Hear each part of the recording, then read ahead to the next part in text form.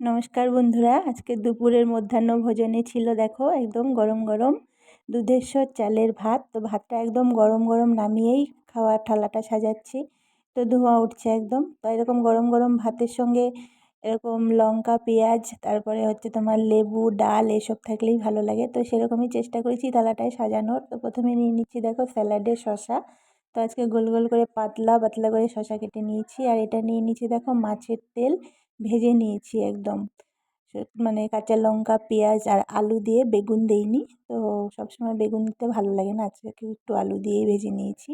আর এটা ভেজে নিয়েছি কলমি শাক, কলমি শাকটাকেও পেঁয়াজ আর লঙ্কা দিয়ে ভেজে নিয়েছি। আর এটা করে নিয়েছি ডাল।